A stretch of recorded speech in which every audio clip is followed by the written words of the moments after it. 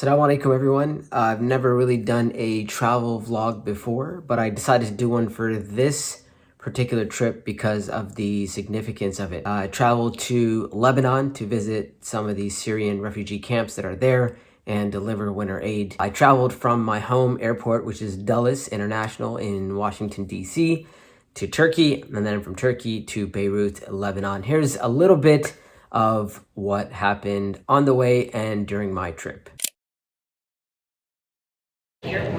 Just finished security, headed to my gate.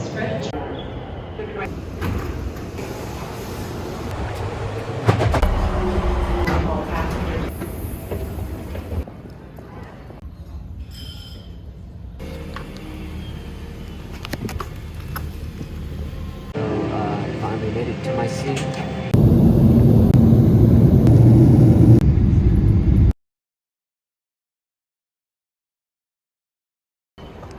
So this Wudu area in the lounge in the Istanbul airport is pretty cool. They give you disposable slippers and even disposable prayer rugs and a little musalla here. Walking to my gate to catch my flight for Beirut, I came across this shop selling a whole bunch of these evil eye talismans. Man, I don't even know what to say. Why? Finally boarding my flight to Beirut, inshallah.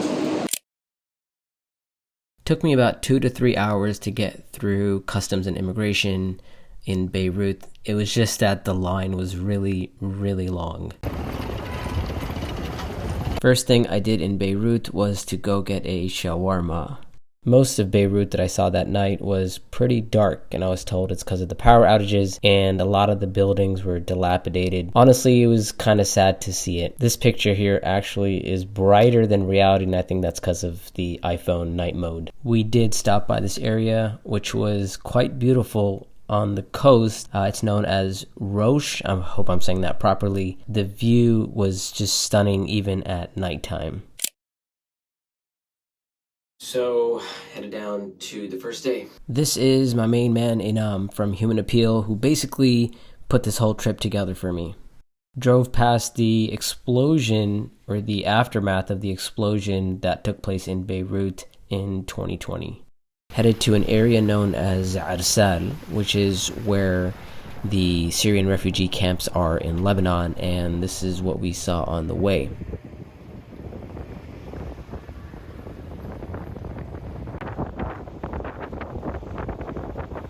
It was certainly beautiful to see the snowfall and the scenery, but on the other hand, they were telling me that all this snow means that the refugees are having a very, very difficult time dealing with the snow and obviously dealing with the cold as well. So right behind me here are the Syrian refugee camps. It's right over the border from Syria. So those mountains, behind those mountains is Syria. And these refugee camps, I've been told, have about 50,000 families that are here. They get hit by snowstorms. They just had a storm, and I'm told another one is coming as well. So this is what we're here to see, and we're here to give some aid, inshallah.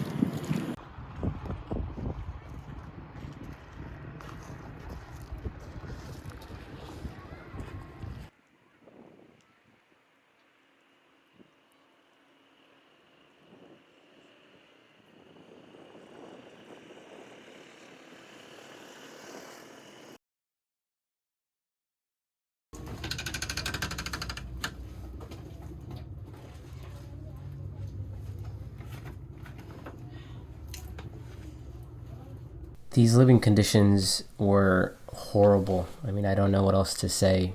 This particular quote-unquote house, tent, whatever you want to call it. Here's a tour of it. And this is the main living room area. And here is pretty much the rest of the house. This is kitchen, laundry room, sink. I mean, it's all, this is the house. This is what it is. And right in here is the bathroom. And you can see there's no real separation between the bathroom and the rest of the quote-unquote house. So I just wanted to show you what it's actually like here in the refugee camps. Oftentimes when we hear camps, we think of a very comfortable place, but it's not like that. Let me show you. This is what their alleys are like. This is where they're living. As you can see, it's not even safe to really walk here. But there's kids that live here, play here. This is their home.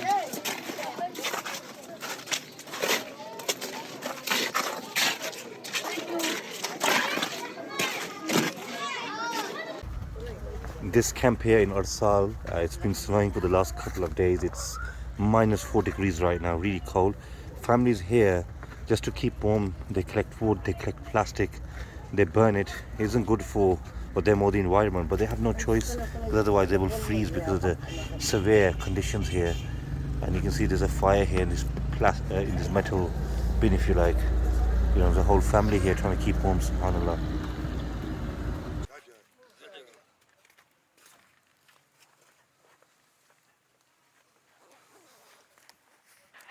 So let me introduce you to what's happening here. We have fuel that can sustain them, hopefully in this winter. They can get some heat going. And then we have 2 food packs per family here to provide food for them. And then lastly, this winter kit, we have hats, scarves, and blankets for them. Even though for us, it may not seem like a lot, and this may seem like things that, you know, we don't even think about this stuff, but for them, this is everything. This is their life. This is how they survive in the winter.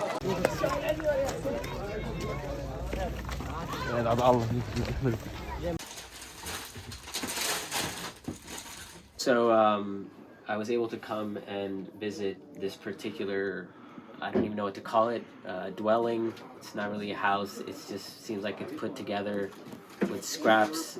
The roof is leaking. Honestly, I'm a little bit at a loss for words, especially when I think about the way I live and, you know, my family lives and compared to this. But this is actually a happy day because our sister here did receive some aid and she got food. She was unable to actually cook for herself before, number one, because without food, number two, there was no fuel. She was burning rubber and plastic just to get some warmth. But alhamdulillah, now she has fuel. Hopefully this will last her some time where she can actually take advantage of the food and cook the food and get some warmth in this place. I wish you could touch and feel the surfaces because everything is damp and everything is wet and everything is cold. I'm wearing socks right now and I'm cold, and I can't imagine being here at night when the temperature drops and when another storm comes through and it snows more and more and more. But alhamdulillah, whatever, you know, we can do, it's something, alhamdulillah. And I for me, I know this doesn't seem like a lot, but I know, and speaking to the sister, this means everything to her and her family. And I'm really happy that I'm able to come and put a face to the donations that I've been collecting. You know, honestly, one of the things about empathy is unless you connect with someone, you can't feel what they're feeling. A lot of times when we donate and we give, they're just these names and just these people and these numbers and these figures, and we say, you know, there's 50,000 refugees here, but these are people and they're living their lives and they're dealing with this stuff on a daily basis. You know, for us, we look at that $95 and we're like, can I afford to give $95? You know, what am I willing to give up for that $95? But for these people, this is their life, and you know, this is how they're surviving. And I really wish I could bring every one of you here with me to come see how these people are living. The sister here with her children, she's living here for 10 years. And that was really weird for me to hear that, because when I think of refugees, I always think temporary, right? Like they're just in a temporary bad situation, but she's been here for 10 years living here. And this is her life. There's no, you know, somebody was saying a lot of these people are not looking for anything forward. They're not looking for the next year or, you know, where will I be in 5 years or 10 years? They're just looking to survive today, this season. They're looking to survive this winter right now. So I hope that you can just get a glimpse of what you know, our brothers and sisters, what their lives are like. Ustad, how's the weather? I can see you've got your gloves on and... It's freezing cold right now. I'm working and I'm still not getting warm. I'm so glad I brought gloves because through the gloves my hands are freezing right now. It's so very cold. I can't believe people live here without any type of heat, without anything to keep them warm. I can't imagine what it's like being here at nighttime. The sun is still up, it's still not dark yet, and it's already so cold.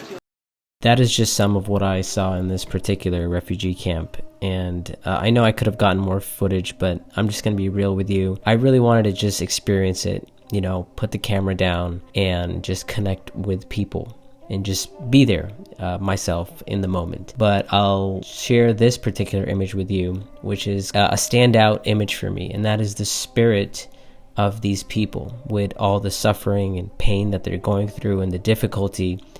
Their spirit is not broken. As you can see, these kids are smiling and they're hopeful.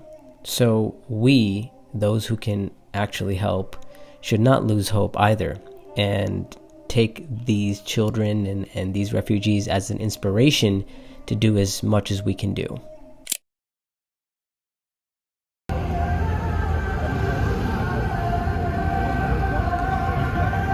While in Lebanon, I also got the chance to visit the city of Saida, which is a beautiful city also on the coast. There are a lot of refugees there, for example, Palestinian refugees, and they are living well below the poverty line. So I got the chance to deliver some aid to them, some food packages. I also went to go visit a refugee family in one of the old parts of the town.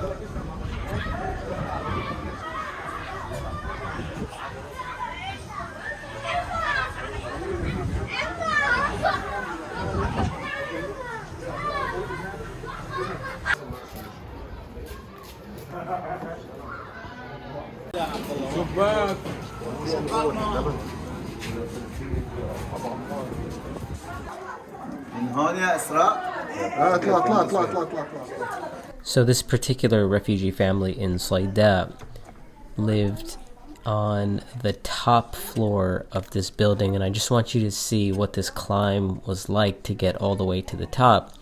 And the man who lives there is actually partially blind.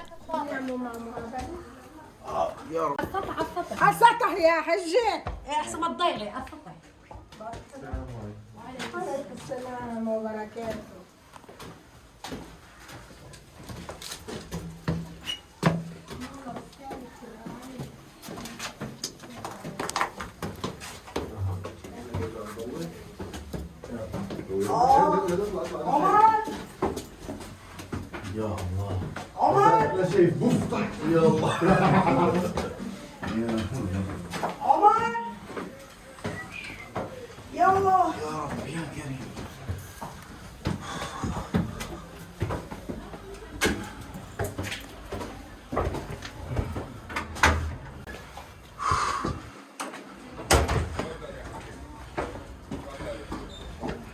So that's just a small glimpse into my stay in Lebanon, and here I'm headed out to the airport to go to Turkey and then home from Turkey. But here's what happened in Turkey.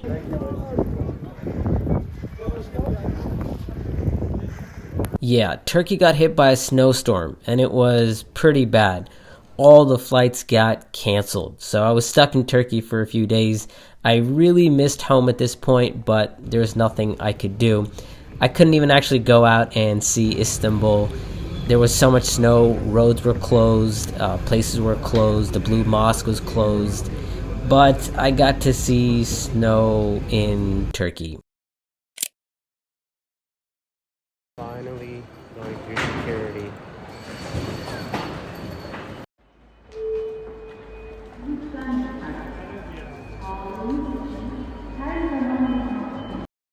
So the flight is delayed, but I'm hoping today, inshallah, that it's going to just be a delay and not a cancellation, inshallah.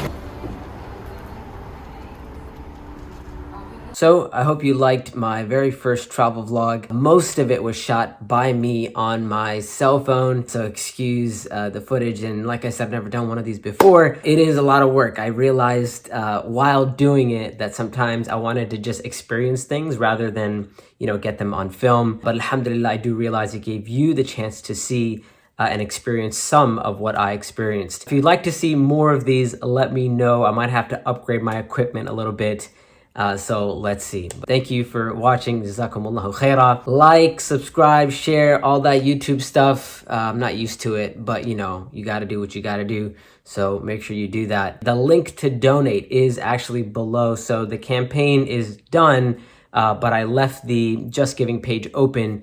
So if people still want to give, you can still give, and the donations will still go to the refugees during winter, inshallah. I'll catch you later. Take care. Assalamu alaikum wa rahmatullahi wa barakatuh.